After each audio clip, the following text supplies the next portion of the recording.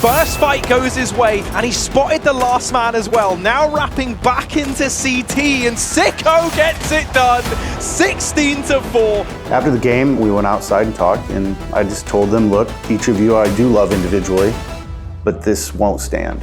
It was a pretty big gamble, of course, because like, you don't know if you're gonna like the game, you don't know if you're gonna do well in the game, and starting fresh is kind of stressful too, because you don't know who you're gonna play with.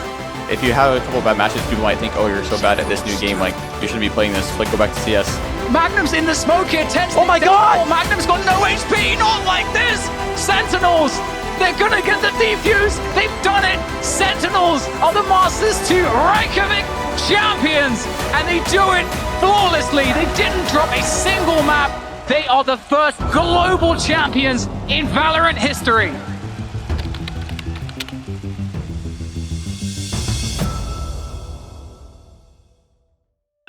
Hunter SicK Mims was introduced to the world of FPS gaming through a familiar avenue, family. From time to time, SicK would join his father in playing one of the greatest shooters the 2000s ever produced, Battlefield 2. It was in the streets of Karkand and the beaches of Wake where SicK not only developed his love for the genre, but built the foundation that would later define him as the ultimate team player. So the first game I ever played was Battlefield 2. I played with my dad. He played with his military buddies, and he got me into it, and I would like fly helicopters with him and stuff. I'd be their medic, I'd like be a support player. Now, as typical as his introduction was, once SicK got into CSGO, he would quickly prove he was no ordinary player. And at just 16 years old, he competed in his first ever Open alongside fellow ESEA puck star, Vice. Together, the two would hop between different orgs until SicK would catch the interest of Team Solo Mid. It was there that SicK would truly make a name for himself. Already gets himself one, make it a second.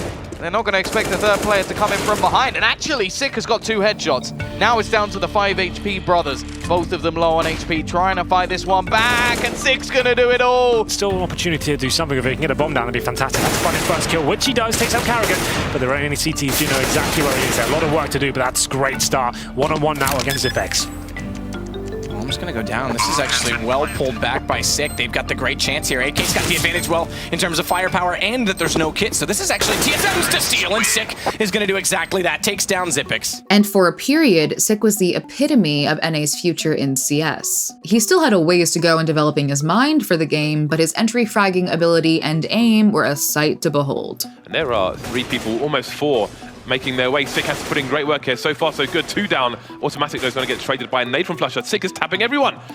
All of a sudden, it's a 2 versus 2. They've got time to plant the bomb here, looking for his next one. Indeed, he could get a 4th as well. It's Crims alone all of a sudden. What's happened to Fnatic? But at the same time SicK was rising in prominence, so was his teammate. Another young player quickly became infamous for his pinpoint precision, Twists. Despite the two being great players, Twists was slowly overshadowing SicK in the NA market. Eventually, Twists would get picked up by Team Liquid, and SicK would stay behind, continuing his grind. AWP also rotating on from SicK, staying on the A site itself. SicK does get one to breathe down when it comes through. I do not believe this is a 3K for SicK. Over the next 2 years, SicK would make it to 3 majors on 3 separate teams, but his best result was a 3rd to 4th place finish with TSM. Despite the poor results, Complexity took a chance and signed SicK to the team, reuniting him with fellow NACS grinder, Shazam. But after a dismal appearance at the Star Ladder Major, SicK was benched. After the game, we went outside and talked, and I just told them, look, each of you I do love individually, but this is completely not acceptable, and I'm gonna be posting some things on Twitter, I'm gonna be dropping some bombs,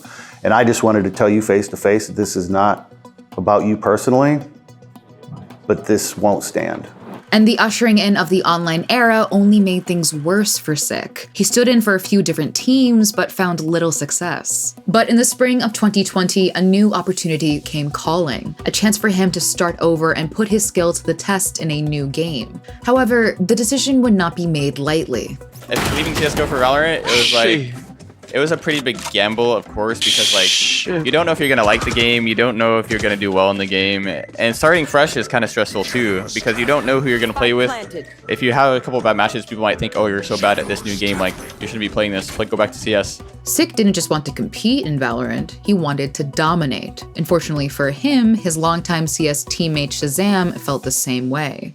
In closed beta, me and SicK started on building a team, and we decided that you know, there's going to be a lot of people that are hesitant to switch careers after playing CS so long. We decided that if we want to become the best in this game, like, we need to find people that are fully committed to Valorant. And so that's when we built the team. Soon after SicK announced his departure from Counter-Strike, Sentinels revealed their Valorant roster. The first few tournaments were a little rocky, but it was to be expected since 2 of the team's players came from games that weren't CSGO. But once they got rolling, Sentinels were nearly impossible to stop. Despite Valorant being a CSGO clone, Sentinels didn't treat it like one. They fully bought into the changing metas, and their versatility as players allowed them to push certain agents to their full potential. Oh, he's close. Yeah, you can beat this guy. Okay, you're feeling it. And whether it was on stream or in a tournament, SicK continued to prove that his mechanics were a universal language. No, he's there. Me. I'm dead, he's got 20, he's on me.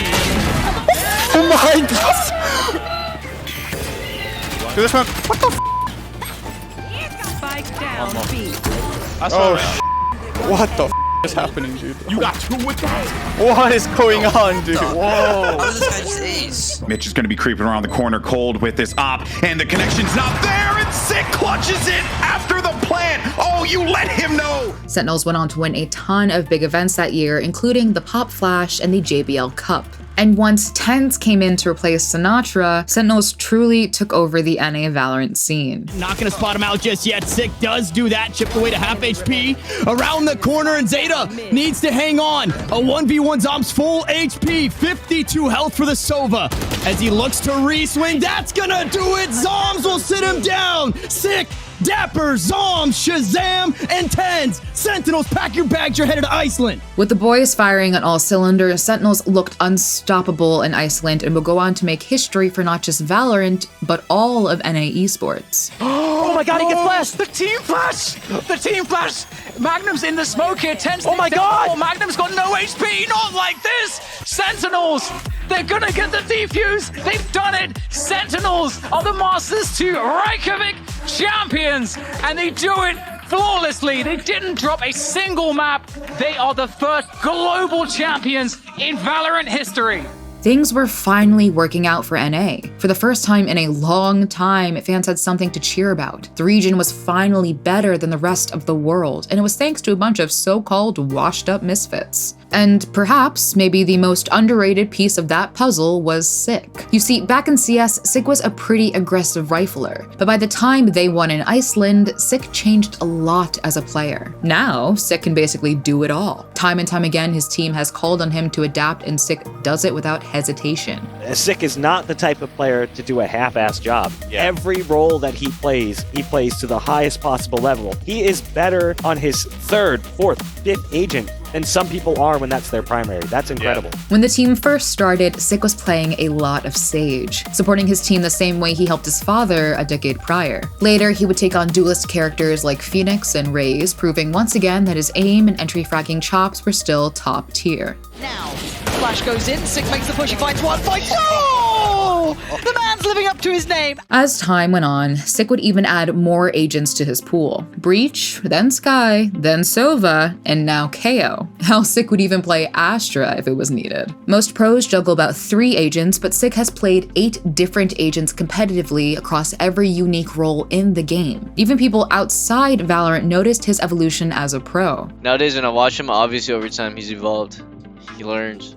So it's nice to see him succeeding because I always thought he was a solid fragger, and nowadays on Valorant when you see him being more versatile and playing other roles and being able to do it all, like, pretty sick. But as a result of being such an incredibly flexible player, SicK had to sacrifice his chance to be in the spotlight. Between TenZ creating some of the game's craziest highlights and Dapper teabagging every server, there isn't always much room for SicK in the headlines. But that doesn't mean he is undeserving. So while TenZ is doing backflips on Jett and Shazam is leading the charge, SicK is the rock-solid constant Sentinels needs. Yeah, TenZ clearing that meticulously, but Esperanza and the gang walking mid. Now they know there's more. SicK with a lovely flash, and the spray is sublime. And this is what I like seeing. Antbox once again having a bit more of an emphasis on towards mid. But Sentinels, they have learned their lesson, and he does the 360 51st? I don't even know, but that is one sweet play. And somehow, within the rapidly growing NA Valorant scene, SicK's cold killer reputation has allowed his stream to grow outside the server. A place where you can expect tons of cap petting, some classic ranked malding, and if you want, tips on how to play basically every agent in the game.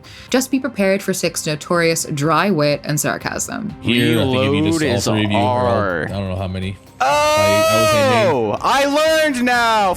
Yeah! Thank you, chat! Thing is with that, we lost on purpose just so the group would be a little bit more entertaining for everybody. Just because, like, obviously if you win every match in the group, there's no point of even watching. Unfortunately, SicK's Valorant timeline hasn't been all sunshine and rainbows. Although SicK and other Sentinel players have grown in popularity, the results of the team since Iceland haven't been as stellar. They were still at the top of the North American scene, but they failed to impress at Valorant's next 2 international events. Dapper, it's your time to shine right about now. It's all on you, buddy. Surrounded on all fronts. It's over! It's done with! Crew against all of our expectations, against all odds!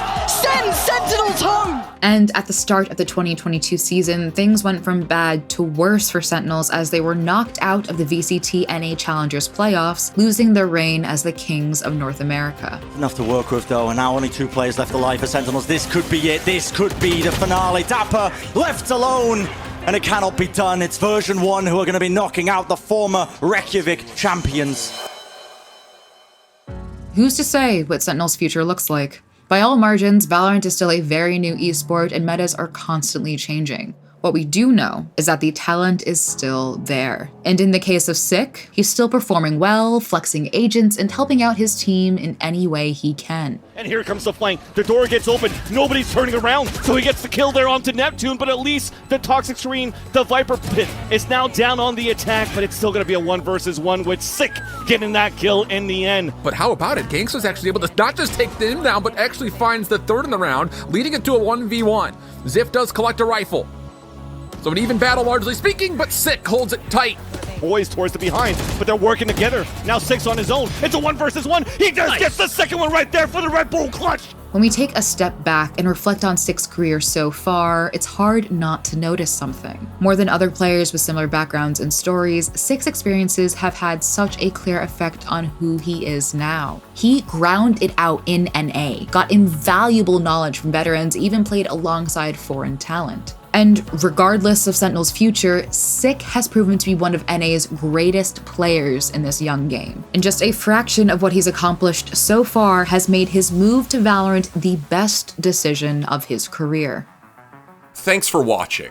If you want more content like this, hit the sub button and ring the notification bell. For unique bite-sized videos you won't find anywhere else, hit us up on our Twitter, Instagram, Facebook, and TikTok.